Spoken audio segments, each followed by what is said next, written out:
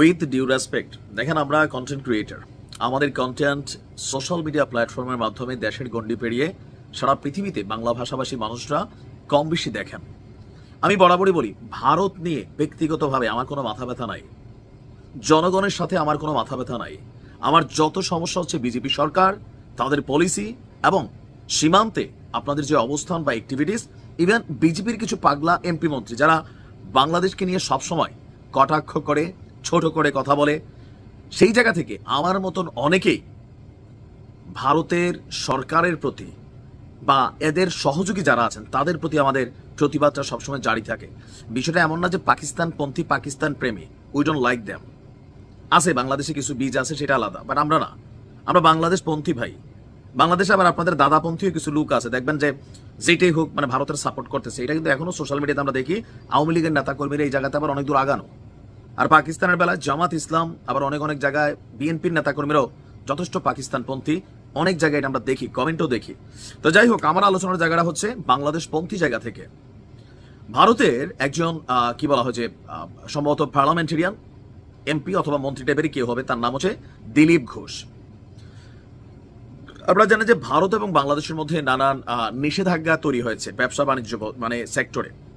বাংলাদেশ ভারত থেকে তুলা বা কি আমদানি করবে না, ভারত আবার নিষেধাজ্ঞা দিচ্ছে স্থলবন্দরে, আবার 7 সিস্টার্স নিয়ে আলোচনা সমালোচনা হচ্ছে। তো এর মাঝখানে এই দিলীপ ঘোষ যে বক্তব্য দিয়েছে আপনার বার্তা সংস্থা এএনআইকে, তার বক্তব্য, আমরা যখন পাকিস্তানকে টাইট দিতে পারি তখন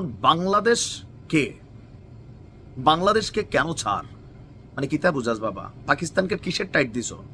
आगे आगे फोन दिया जाए, हेलो शाबाश भाई, एक थोड़ा छोटा सा फाइट हो जाए, आप हमको ठोक दो, हम आपको ठोक देंगे, लोग खुश हो जाएंगे। তো ধরা খাইছে না যে যুদ্ধ পুরোটাই পাতানো ছিল, সে আবার বলে পাকিস্তানকে টাইট দিতে পারে। এই ধরনের বক্তব্য শুনলে আপনাদেরকে এখনো মনে হয় না যে এদেরকে আপনাদের একটু রূপসা দিয়ে আদর করা উচিত? তারপর সে কি বলছে, চারদিক থেকে ভারত দিয়ে ঘেরা, তো মানে বুঝলাম না, তো চারদিক দিয়ে ভারত দিয়ে ঘেরা তো আচ্ছা।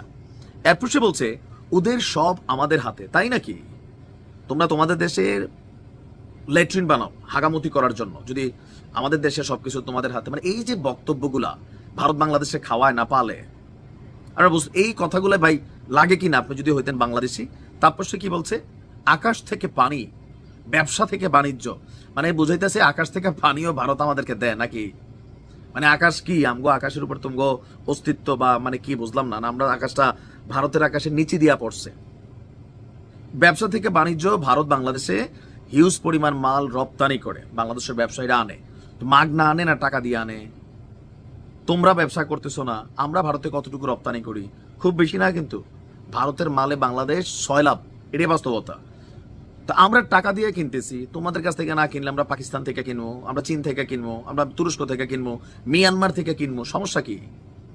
কারণ যে বাংলা একটা কথা আছে, পুন্দে ঘু থাকলে হ্যাঁ ডিজাইন করা হাগারও পাবো না, বিষয়টা মাথায় রাখতে হবে, এই জায়গাটা বলি বারবার। তারপর সে বলছে ওদের বোঝা উচিত, কাদের? বাংলাদেশের, কি ভারতের সঙ্গে টক্কর দিলে আমরা বাঁচতে পারবো না। আছে কোনো কথা? নিজের দেশের মানুষ না খাইয়া মরে, হাগার জায়গা পায় না, আপনাদের স্যানিটেশন সিস্টেম নাই, সে আইসা বাংলাদেশ নিয়ে এই ধরনের কথা বলে। আরে বাংলাদেশে বস্তির মতো তো বাবা স্যানিটেশন সিস্টেম আছে। এই কারণে দাদা আমার মায়েরই মাথা গরম হয়ে যায় যখন এই ধরনের বক্তব্য শুনি।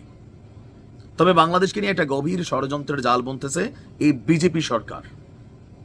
আমি বরাবরই বলছি, বিজেপি সরকার বাংলাদেশকে নিয়ে একটা নীল নকশা করতেছে।